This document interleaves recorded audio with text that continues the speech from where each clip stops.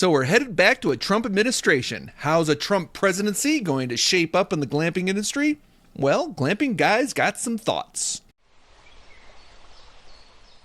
Hello, I'm Chris Jube, the Glamping Guy, and now you've heard that Donald J. Trump is going to be America's president for the next 4 years. Now, I want this video to be apolitical, meaning I don't want you guys to get all tied up in a knot and telling me how this is wrong or right. I help landowners develop safe, legal, and profitable glamping operations on their private property, doggone it, and that's what this video is about. And quick, some background, just in case you've been hiding under a rock lately. Donald J. Trump handily won the election for president of the United States. For some reason, Arizona and Nevada just can't figure it out. But they'll have their results soon, and we'll know for sure that he's the president of the United States. And it looks to be the case that they will be holding on to the House. With a right-leaning judiciary, that means they pretty much can do whatever they want over the next 4 years. Love it or hate it, it was a red wave.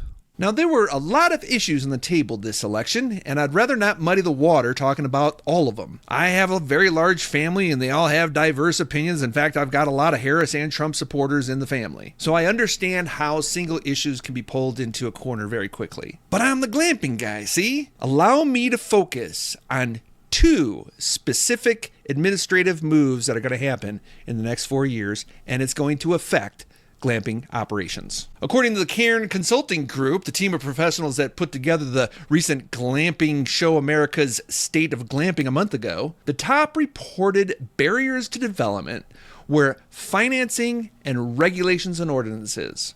And that's my 2 points, money and government. First, money. Now, I entered glamping in 2019, right at the tail end of the first Trump administration. Remember those days? Interest rates were record lows, land was plentiful, and tax cuts and tax credits were the buzz. Even a poor public school teacher like me was able to get involved in the real estate world, pop a tent up in my backyard and start making some money. I started crushing the hospitality scene at the end of the first Trump administration. Now, while glamping has held its edge in the general hospitality world over the last 4 years, I don't think it's been as great as it could have been. It's just plain reality. When people have less money in their pockets, they're less likely to go glamping. They put their vacations off. And the real estate world in general has just clunked along. Wendy and I are very glad we found our way before the Biden-Harris administration of the last 4 years. I'm convinced we wouldn't have been able to bust into the industry today. Now, there are economic principles that Trump ran on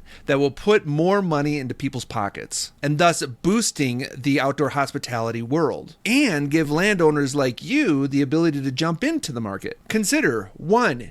Taxes reduced. Trump will certainly extend his 2017 signature tax cut, but Trump has also promised to reduce corporate income taxes and eliminate several annoying taxes like tax on tips, overtime pay, and Social Security. Puts more money in people's pockets. Also, back into the buzz are new tax credits. Trump has promised to allow taxpayers to deduct their auto loans and credits for parents and caregivers. And this is a big one, state income taxes. States like mine who stick it to me twice, well, we're going to get a little bit of a break. Again, more money in people's pockets. And then there's energy. This should be the biggest impact for all Americans. Trump promises to drill, baby drill, liquid gold, he keeps calling it. And when energy prices come down, everyone has more money for vacations. So they'll be glamping more. Now, that's just the economy. It's going to be huge. But the second inhibitor to glamping development is regulations and ordinances. That's the government. Regulation that good old Americans have to suffer through to pop a tent up in their backyards and start making money. Now, Trump caught a lot of flack for his tax cuts in the first term. The argument was that it benefited the rich. Now, that argument can be debated, I suppose. But much more significant were his cuts and regulations. In fact, the administration's cuts and regulations through executive orders and rollbacks did more to improve the economy than his tax cuts did. I must say that on a smaller scale, I identify with Donald Trump.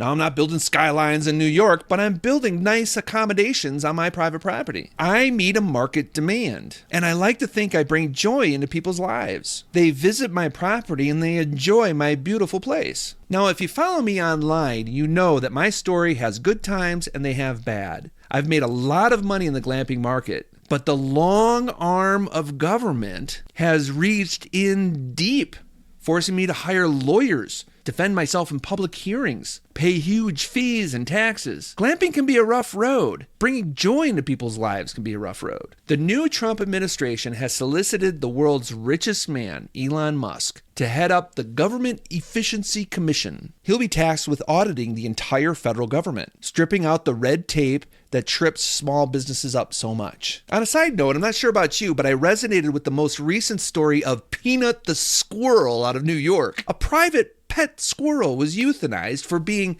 non-compliant to city rules and regulations. The story is really just plain heartbreaking, but not out of the ordinary for people like us who bring joy into people's lives. You end up being turned in by nosy neighbors, smeared on social media, bah humbug types who judge you for raising a pet squirrel. Take a look at the trials and tribulations I've gone through in the last couple of years. Neighbors trying to use a strong arm of government to shut me down. Now, it didn't work in the end, but it cost me expenses and drained my ability to continue what I love to do. Offer lovely stays to people on my private property. See, America awards innovation and creativity and brings genuine joy into people's lives. The pursuit of happiness is threatened by an overwhelming amount of government regulation. If you took my class, Your First ADU, I gave you a history of how land use law in the past 100 years or so is eroding at the wealth-creating potential of individual landowners. And the beginning of this turn is deregulation, and Trump is leading the way. Does that encourage you? Are you one of the 72 million people who voted for him? I suppose it does. But even if you are one of the 64 million who voted for the other side, I hope my little video here gives you an alternative perspective that things won't be as bad as maybe you were told. I would love to hear your thoughts below in the comments section, and do me a favor and like and subscribe. It goes a long way in helping me help you build safe, legal, and profitable glamping operations on your private property. See you next time.